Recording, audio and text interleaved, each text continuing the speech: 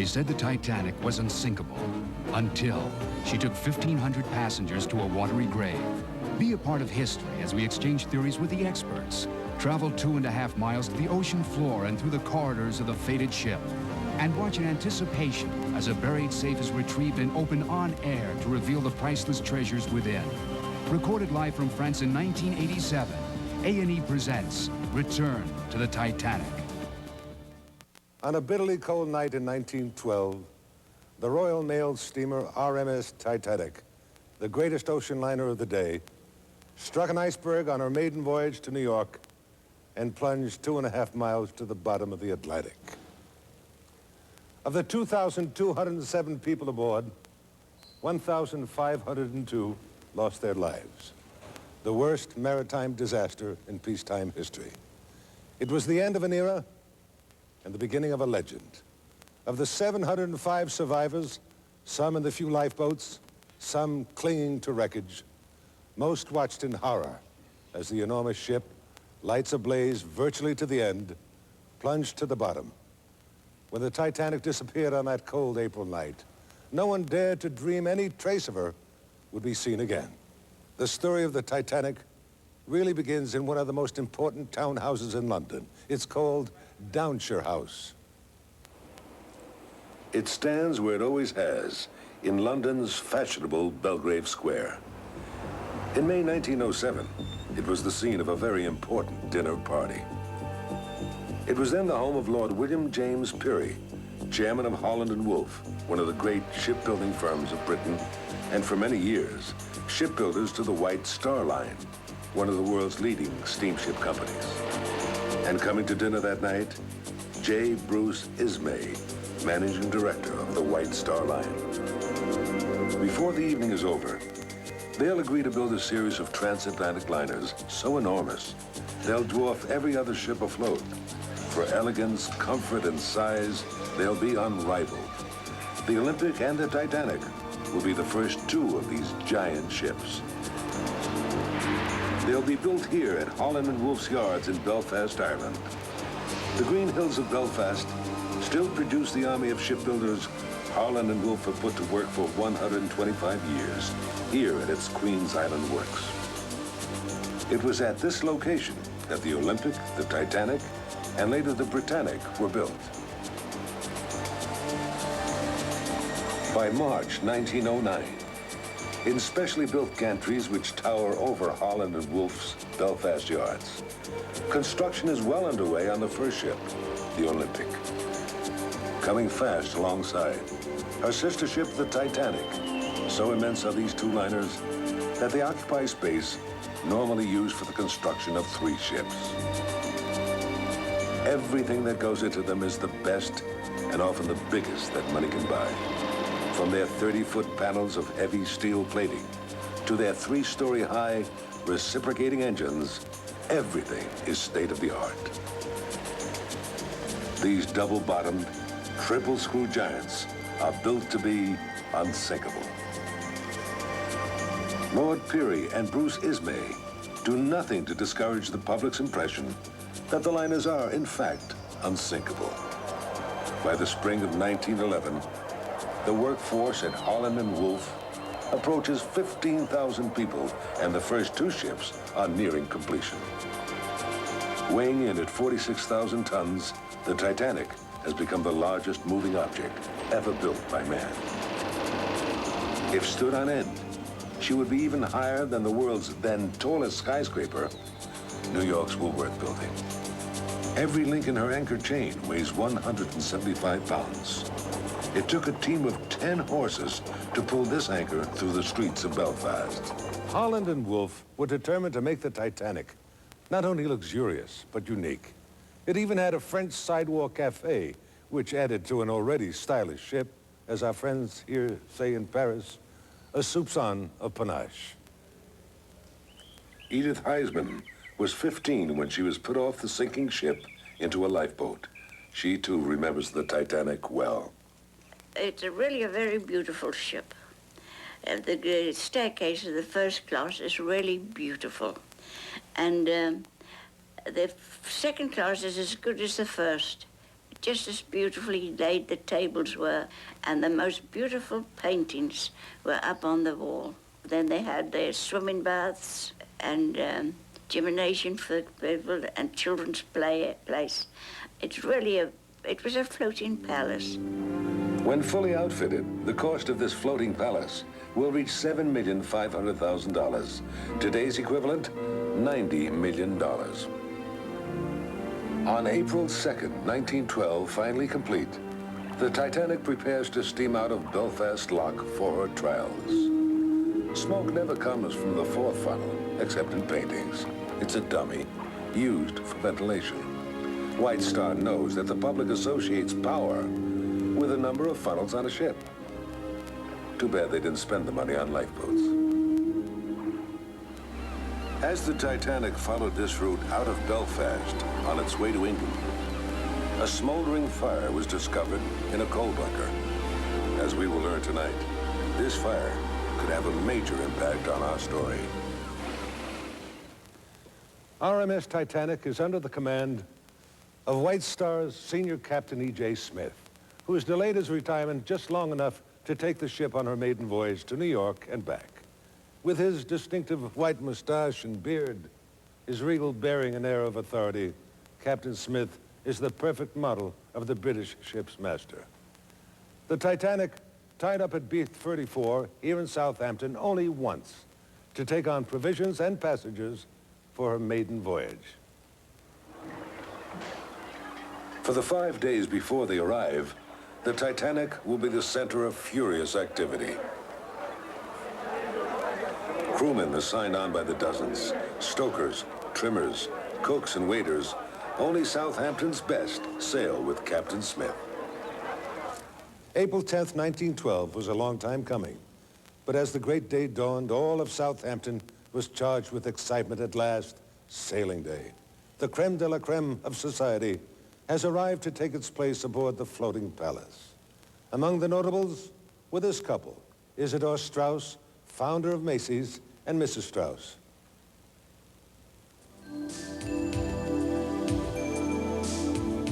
Colonel John Jacob Astor, one of America's richest men. Mining tycoon, Benjamin Guggenheim. Mrs. J.J. Brown, a colorful, tough-talking millionaire from Denver. She was known to her friends as Molly. The Cardaces of Philadelphia, they're traveling light. They arrive with only a valet and maid, 14 trunks, 4 suitcases, and 3 crates of baggage. One observer estimates the collective worth of Titanic's celebrated first class at $3 billion in today's American dollars. Almost everyone was excited by the approaching voyage. Ava Hart, though, remembers her mother's fear. Young as I was, I knew that there was this something in the air about it because my mother was so terribly upset at the thought of going because she had this premonition of danger, but she couldn't think what it was. And we weren't booked in the Titanic anyway. We were booked in a ship called the Philadelphia. And there was a coal strike and she didn't sail. And we were transferred to the Titanic, which everyone thought was a wonderful piece of luck. And that's when my mother's apprehension became worse. She said to my father, "I think I know now why I'm frightened." And he said, "Well, what is it?" She said, "Because this is the ship that they say is unsinkable." And he put his arm around her shoulders, and I can see this quite clearly. And he said, "No, my dear, this is the ship that is unsinkable." And she said, "Well, that is flying in the face of God, and that's why I'm frightened." Seconds before noon, she sounds the 3 traditional blasts of farewell.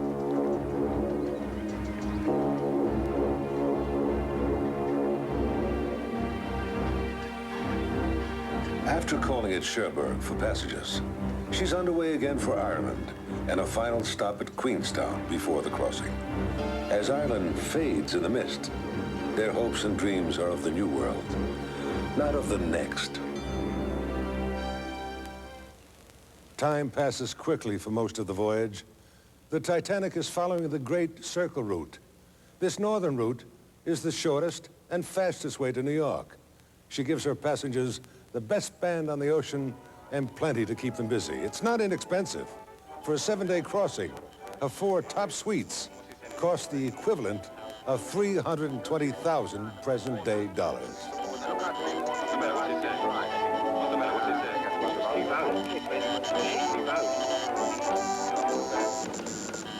In the Titanic's lookout, a full-time ice watch has been ordered to full alert.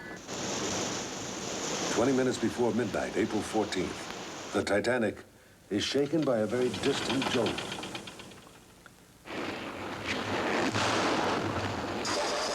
Passengers above have no idea what's happening below the waterline. What is it? Iceberg, sir. I put her hard to starboard and reversed the engines, but she was too close. I splashed my drink. What have you stopped for? There's talk of an iceberg, ma'am. We are in a precarious position. We must be prepared to abandon ship. By midnight, Captain Smith knows the worst. In seconds, the ship has been fatally wounded. Despite the double bottom, the watertight doors, the compartmented bulkheads, despite the highest art of the shipbuilder, the Titanic will be on the bottom in less than 3 hours. Captain Smith also knows that the ship carries lifeboats for less than half the passengers.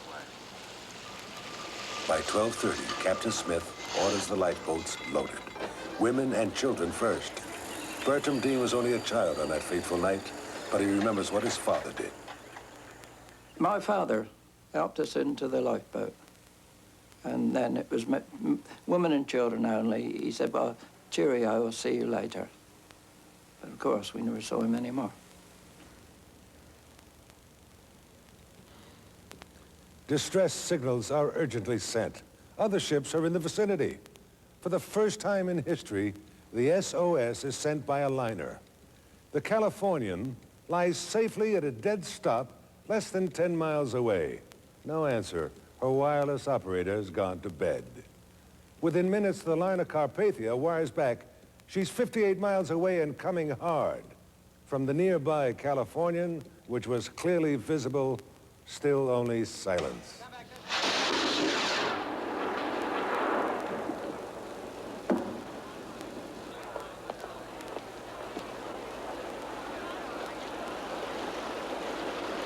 God help you.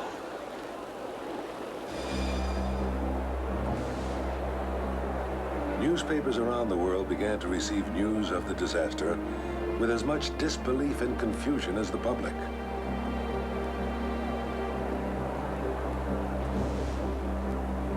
On both sides of the Atlantic, relatives and friends besieged the White Star offices, desperately waiting, hoping, praying that their news would be good. It would be several days before the world would learn the truth.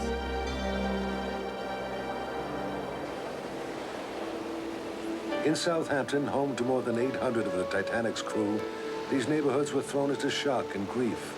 580 of them perished.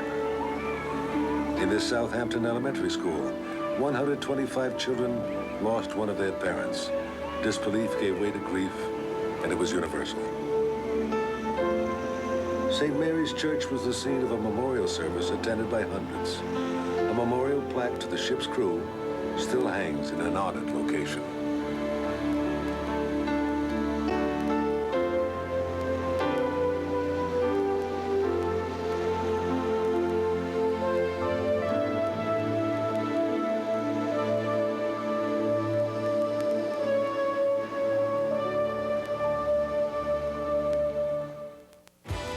Return to the Titanic will continue in a moment. In business, a lot can happen. If you want to keep up every week, you have a choice. Not Forbes, not Fortune. You can read Business Week, or you can read a week of the Wall Street Journal. Either way, you'll find out all you need to know. The question is, how much time are you willing to spend in the process? Business Week is designed for busy people. One look at the cover, and you'll know exactly where to turn inside. A quick scan of the contents page, and you'll have all the events of the week that interest you. Business Week does more than inform. It entertains. with stories that are compellingly told in both words and pictures. If you want to keep up with what's going on out there every week, all year long, there's more than one way to go about it.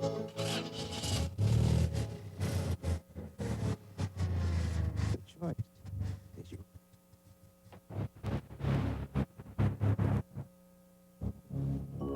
This week has never been smarter, because if you act right now, you can take advantage of a very attractive offer.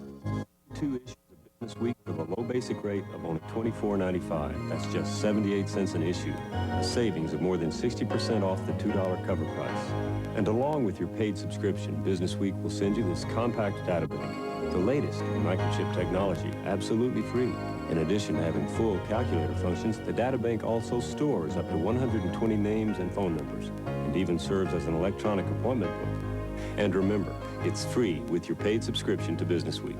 Here's how to subscribe. Just call 1-800-854-4900 and we'll send you 32 issues of Business Week for only $24.95. This low basic rate saves you more than $39 off the cover price, and your satisfaction is guaranteed. Remember, the data bank is free with your paid subscription. The number again is 1-800-854-4900. Call now. North Africa, Berlin, Stalingrad, Iwo Jima, Normandy. Don't miss the 39-part series of World War II, Battle Line. Wednesday. Living Dangerously continues with Return to the Titanic. When the Titanic plunged to her grave more than 75 years ago, no one believed she would ever be seen again.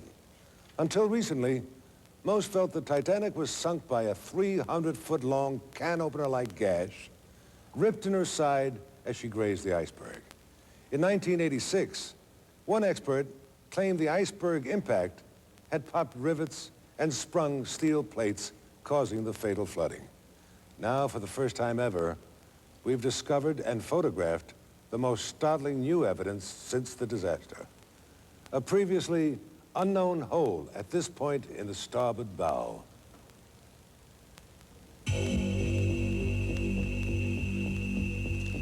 Coming across the well deck by the bridge front, we pass over 2 starboard bollards, across the starboard rail and down the side of the ship.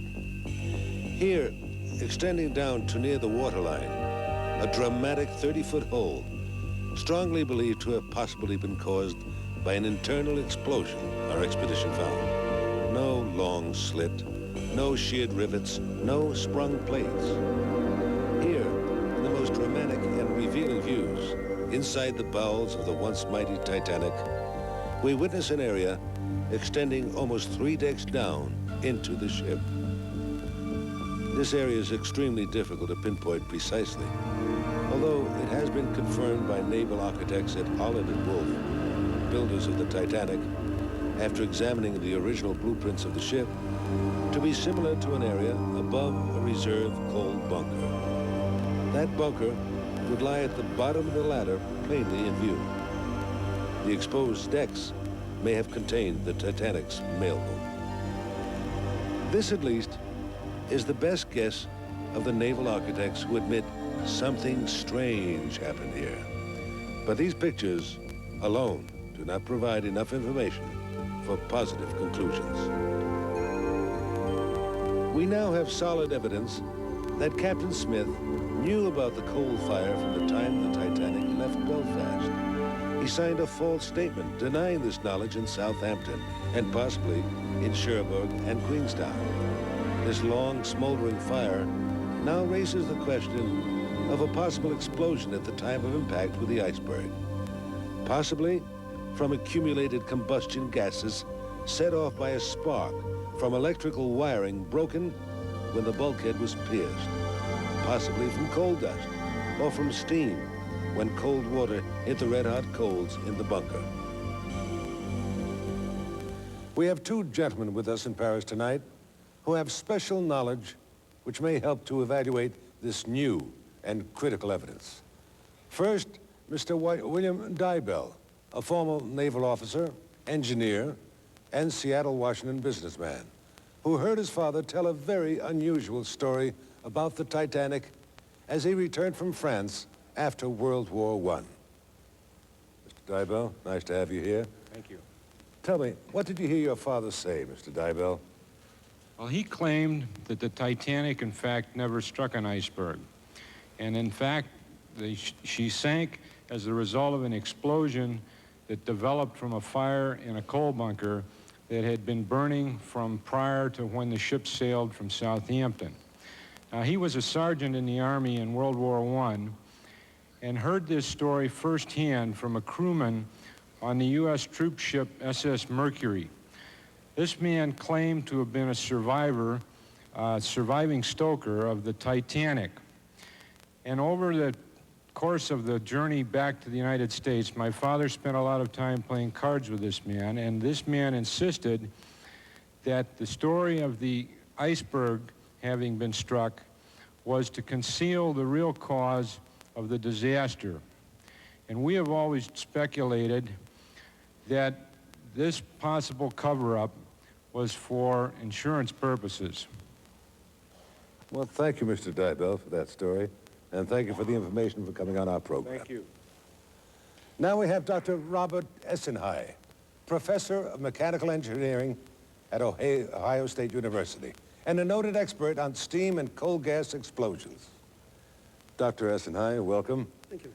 Now, you had an opportunity to consider this new evidence. Was the hole caused by the coal fire, do you think? No, I don't think so. There are two major reasons against this. If you look at the model, the bunker that could have produced the gases is just forward of this first funnel. Mm-hmm. You can see where the hole is, it's marked on the model, and they're just out of line. They don't coincide. Now, the second reason is that if those gases were there and they did explode, then there are chutes there for filling the bunker. They have light tops. The explosion would simply go up the chutes, blow off the tops, and they would never be able to blow out those plates. But I think one of the interesting things is that this bunker fire may have a bigger bearing on the whole accident than just may appear from this. There were something like 400 or 500 tons of coal left in the bunker at the time of that it sank. The fire had apparently been burning all the time, and I did a calculation and reached the conclusion that after about 4 or 5 days, that fire would be starting to accelerate. If the firemen fighting it thought at that time that it was getting out of control, and they reported this to the captain, it would only be necessary for him to believe it was getting out of control, and he would at that time have two problems. He would have the information that there was ice ahead, and he also have the information about the fire escaping. So then he has a quandary. If he reduces speed to avoid the ice, then he could run the risk of a major fire coming out on the ship and burning the ship. Or if, on the other hand, he maintains his speed, obviously he has the risk of striking an iceberg. And that is quite a quandary. Yes, it is. Well, thank you, Dr. Essenhigh. Appreciate you coming on the program. Thank you very much. Well, scientists may not know all the reasons for this 30-foot hole for years. Its causes, its effects on the sinking will be the subject of lively controversy for a long time to come. Not until the French developed Nautil, the world's most advanced deep-diving sub, was this vital new evidence of the Titanic's 30-foot wound discovered.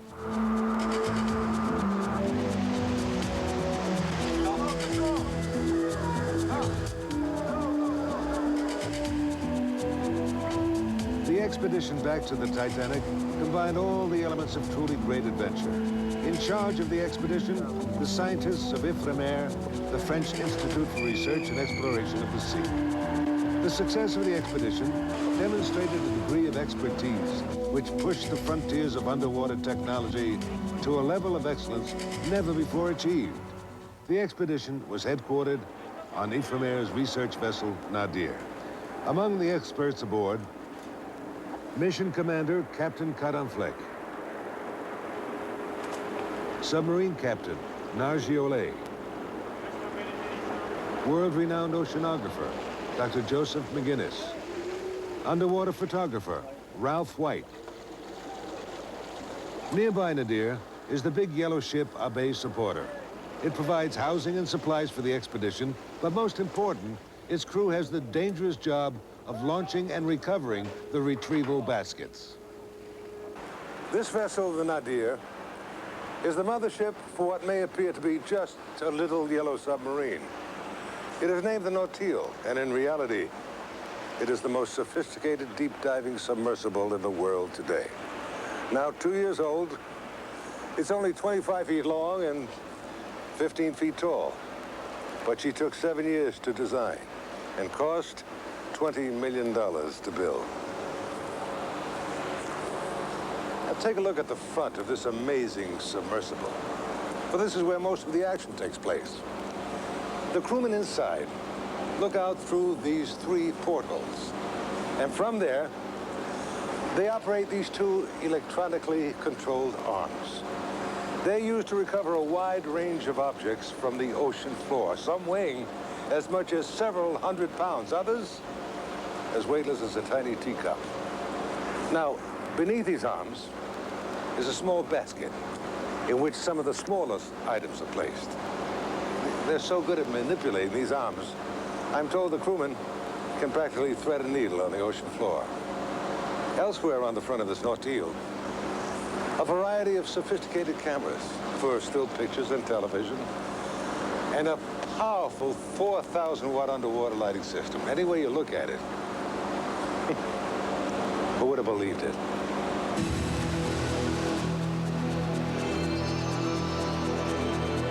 Now, with her divers aboard, Nautil prepares for launching.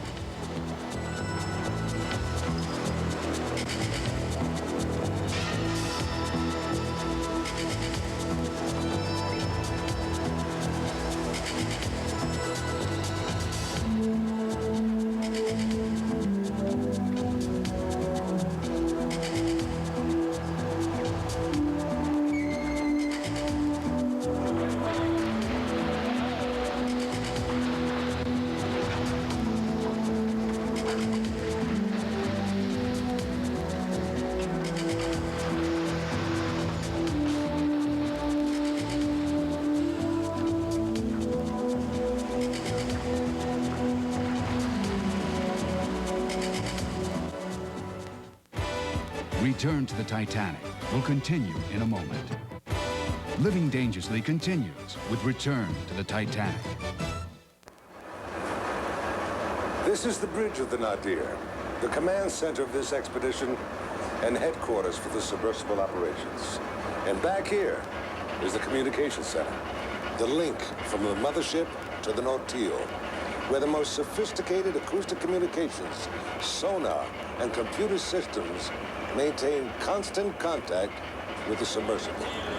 And actually, track it as it moves across the ocean floor. That's 12,500 feet below, 2.5 miles down. As Nautil descends, she enters a world of total darkness, of absolute silence. 2.5 miles down, the ocean pressure will reach an incredible 6,000 pounds per square inch. At Nautil's core, a 7-foot titanium sphere. Cramped inside, 3 divers and a massive array of guidance, navigational, and communication equipment. The co-pilot and observer recline while the pilot sits. All 3 look out through portholes of foot-thick glass. Prior to the dive, Sub-Commander Nagiolais and photographer Ralph White plan a mission. The sub will drop here. Yes. And maneuver in towards the bow section of the Titanic, and most of its operations will be on the bow. On the bow, yes. Transponders, small sonar devices which emit pulsing signals, have earlier been placed on the bottom. These signals are used by the Nadir and the Nautil to home in on the Titanic. Do you think we can go up and check the bridge today? See if there's a bridge under that overhang? Yes.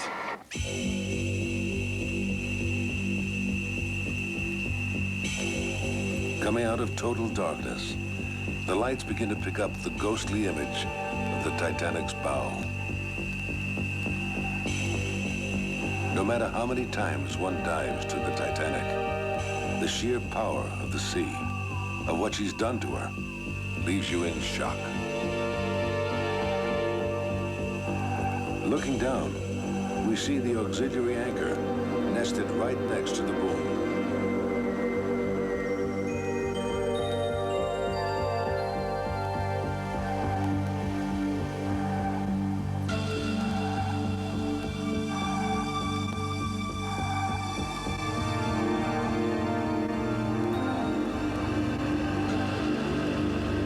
Coming across the port rail, you see the fair leads, the anchor chain.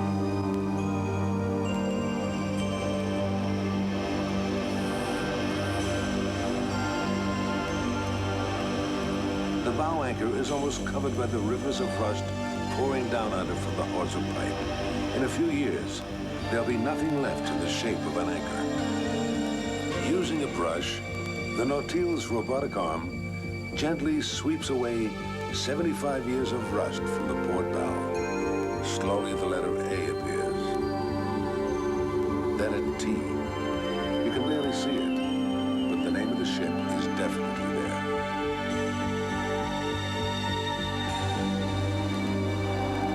Grotesque streamers formed by bacteria and rust run down the ship like poisonous rivers, devouring and destroying the metal beneath. They drape the sunken ship like tangled ropes of Spanish moss.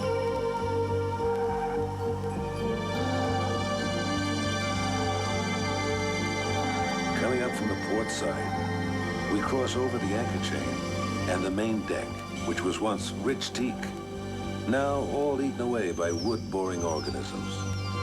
This bow section is the only part of the Titanic that remains somewhat intact. The last part that reminds us of Her Majesty.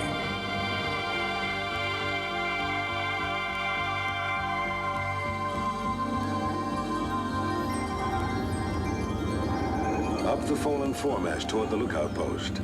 It was from here the two men first saw the iceberg that would do this great lady in. Below it lies a wing bridge, crushed beneath the fallen mast.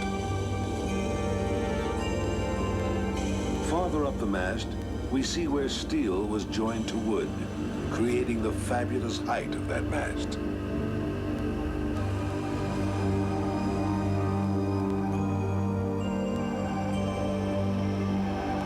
And twisted back into the wreckage, a davit which swung a lifeboat out that night. You can't help wondering if it held Molly Brown's boat, or if it lowered the one Mrs. Strauss refused to get into. The ship's steam steering gear, its wooden wheel long ago eaten away.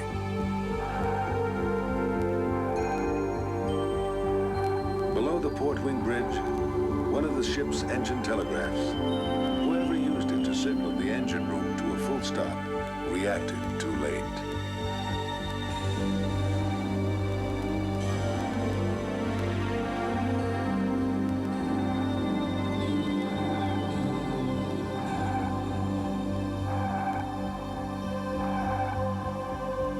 This door, behind the bridge, led into the boat deck officers' quarters.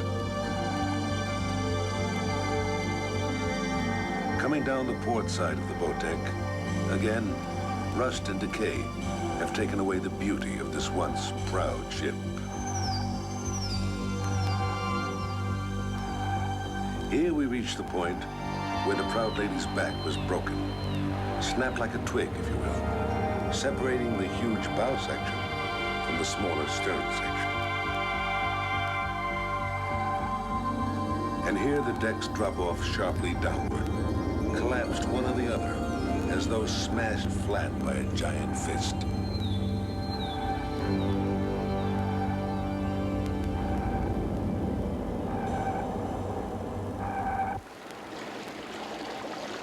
While no one can accurately describe precisely what happened the night the great ship sank, the wreck does provide some clues.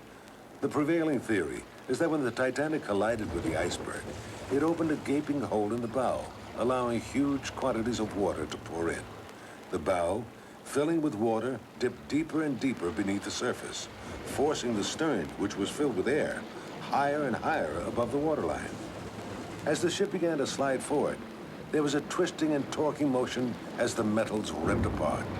The bow tears away and heads for the bottom, while the stern section appears to right itself before tilting skyward and slipping beneath the surface. As the two sections of the ship sank, debris from the break emptied out and fell to the bottom. The two sections of Titanic came to rest some 2/3 of a mile apart, and in between, the massive debris field.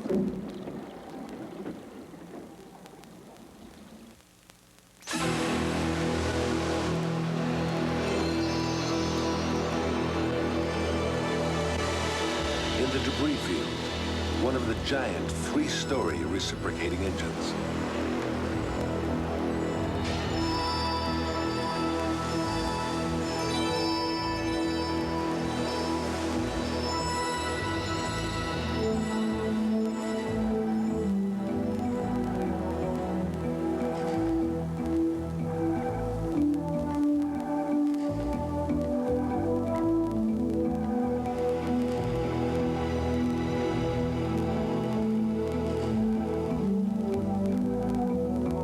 See the stern. It has none of the beauty of the bow section. It's a tangled mass of wreckage. The awesome, destructive power of the sea is right here in front of you, in this twisted mass of rusted metal.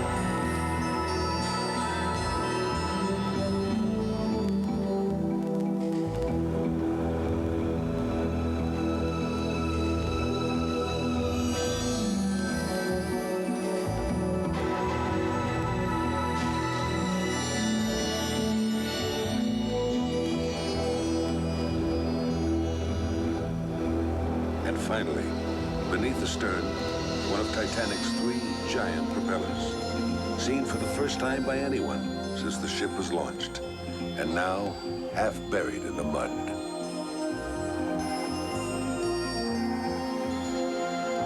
The ocean floor is littered with the objects which hurtled down from the breaking ship. Champagne and ordinary wine bottles. A metal tank, first thought to be a safe.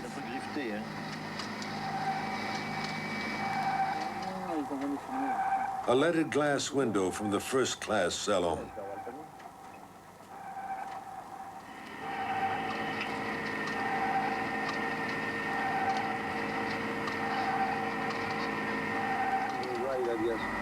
The stern bridge compass and binnacle.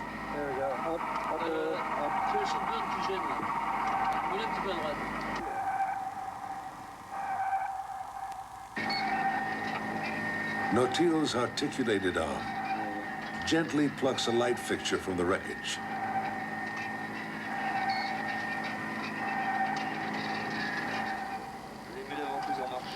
One of the most astonishing sights was this group of plates fanned out across the bottom like a deck of cards.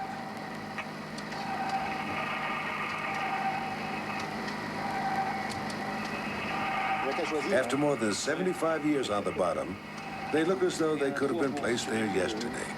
The suction device at the end of Nautile's robotic arm gently retrieved every one of them without damaging or losing a single plate. One of the most extraordinary finds on the ocean floor was this assistant purser safe lying in the debris field. Not only one of the heaviest and most difficult to recover, it was also potentially one of the most valuable. To bring it to the surface, tested the ingenuity of the submersible team and the capabilities of the Nautile. For the recovery attempt, the divers used a rope sling to lift the safe into a basket which had been dropped nearby. The effort involved careful coordination between the pilot, co-pilot, and observer. It was a painstakingly slow, delicate process. Nadir de Nautile pour contact. Oui, reçu. Je vais vous demander...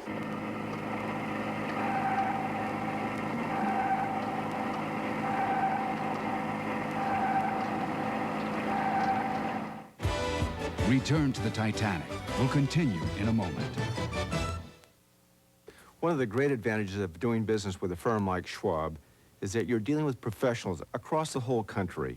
They're creating financial advantages for the individual investor. Many companies reward their employees with stock options. That's why we offer an option financing service. It's flexible, convenient, and enables our customers to enjoy the full rewards they've earned.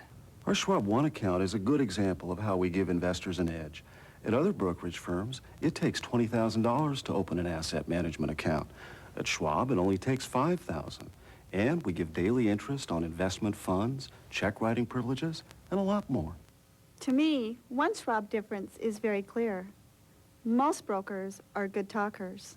Schwab brokers are good listeners.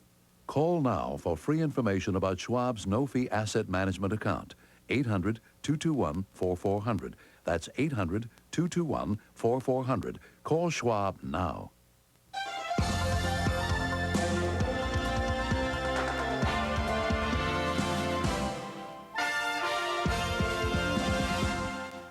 You already know where to look for the finest in comedy, drama, documentaries, and the performing arts. Now take a look at the all-new A&E Program Guide. It's full size and in full color, and chock full of new and expanded features that will guide you through the exciting variety of entertainment you've come to expect from A&E. Each new guide offers monthly program highlights, program and celebrity close-ups, insightful feature articles, colorful prime-time schedules, descriptive daily listings, and a preview of what's coming next month. The A&E Program Guide is available monthly at the rate of $18 per year. To begin your subscription, send a check or money order to A&E Program Guide, P.O. Box 2094, Mahopac, New York, 10541. Or simply use your Visa or MasterCard and call 1-800-228-2787 toll-free. Get the source, the A&E Program Guide, and keep abreast of the finest programs television has to offer. Living Dangerously continues with Return to the Titanic. We are joined now by Robert Chapaz, chairman of Taurus International. As you know, EDF has been protecting and preserving all artifacts from the moment each one left the sea. We found one safe at the Titanic site. It appears to have been the safe of the assistant purser.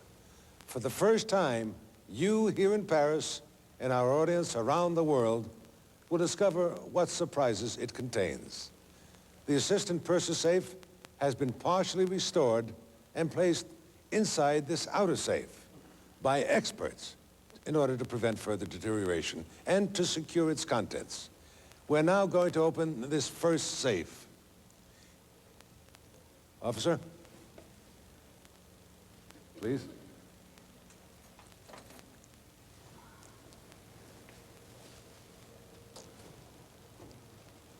Well, be careful. Oh, I see. Inside, looks like a recovered satchel. And that in itself is almost a miracle. There we go. Be careful, gentlemen. Now, how a satchel, leather at that, could survive the pressure at the bottom for so long? Well, all right, gentlemen, I guess we get on with it. The time has come.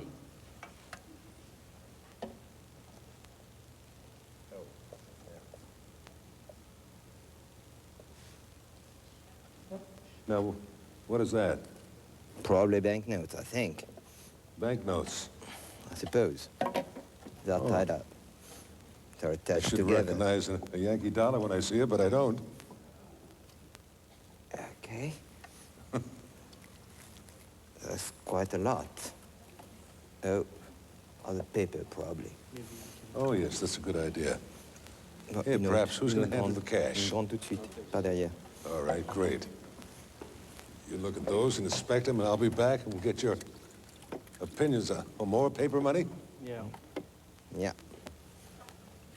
In quite good condition. Oh. No. This is a purse. You'll have a job on your hands. Careful. Open it now. Okay. Okay. So. Okay. These are. Oh, what are these things? Here you have them. Okay. Uh-huh. Put that in here as well? Okay. Probably. Il y a d'autres choses. Now, who's going to handle this? Boîte. Ladies first. Boîte pour billets. Grande. Grande. Still, notes. Some more notes. More cash? Yeah. Yeah?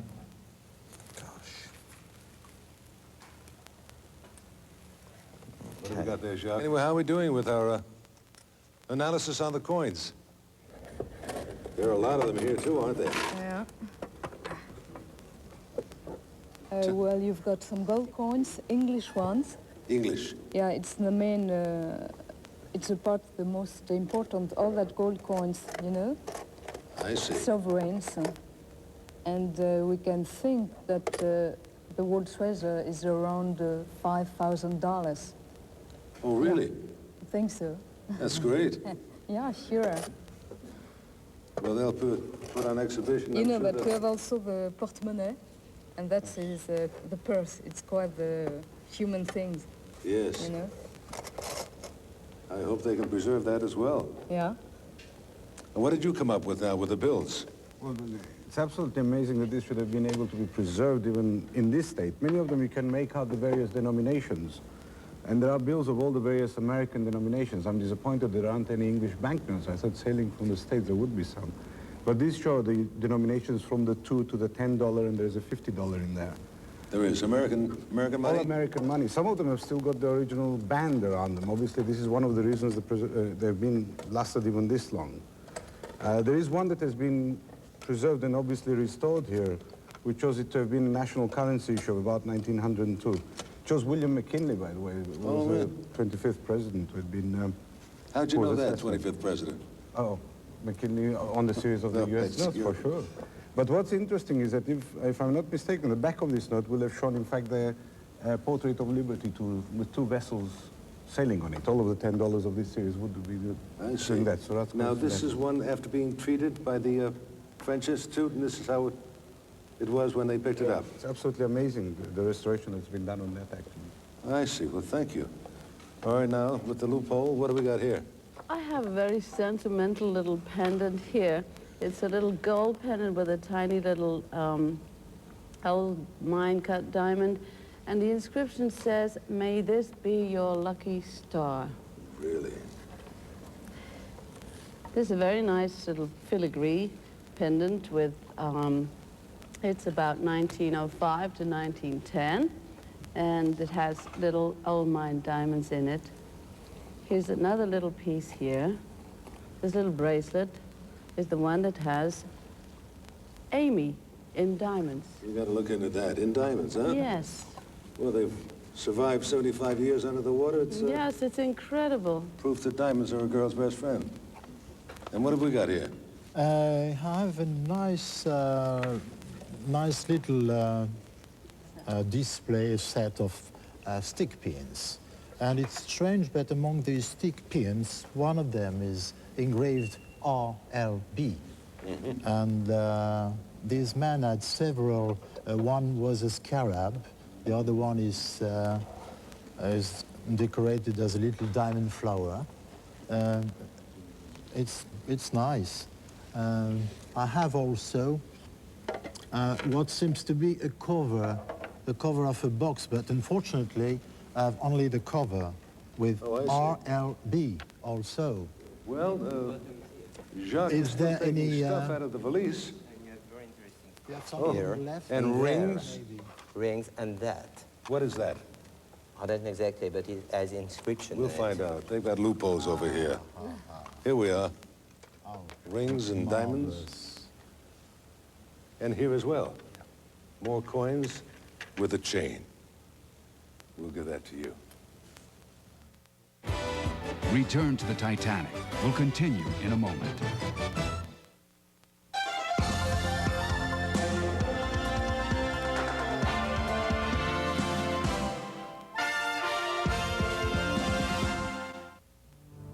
In 1982, the People's Republic of China minted the gold panda, the first in a series of coins which would feature a different design each year. The first panda originally sold for $465. Now that same coin is valued at $2,600. 6 years later, Australia released the koala, a bullion coin made of platinum, the rarest of all precious metals. This release caused such excitement that within 2 months, over 100,000 ounces were sold.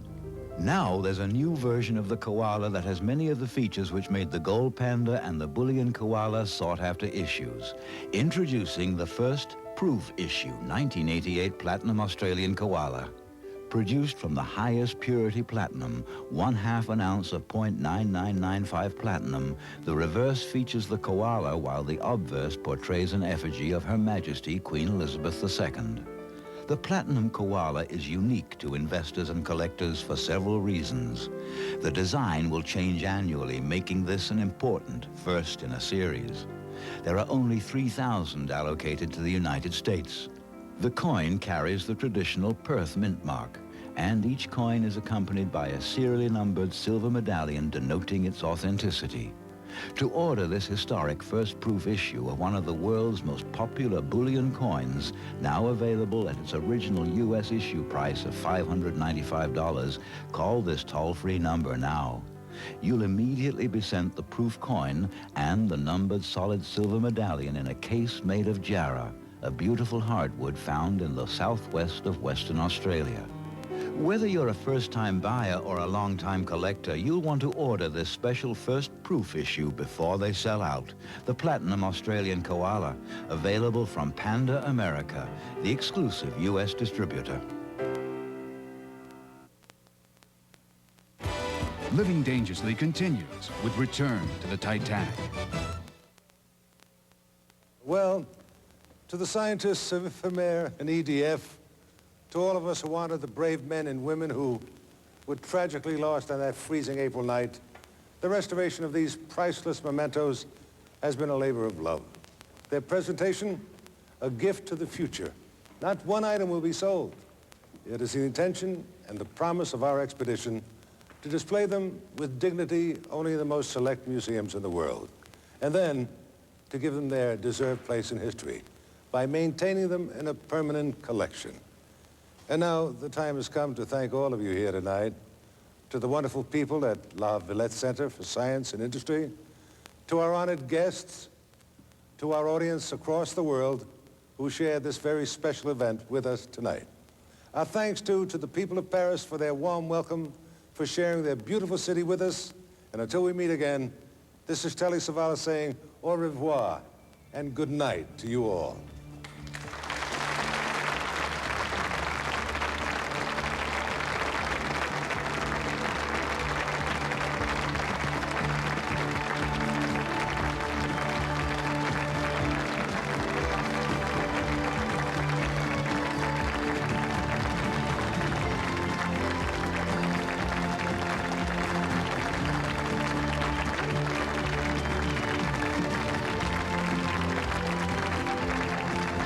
Next on A&E, world traveler Jake DeBoer leads a tour through the most magnificent vacation spots of the world on A Global Affair.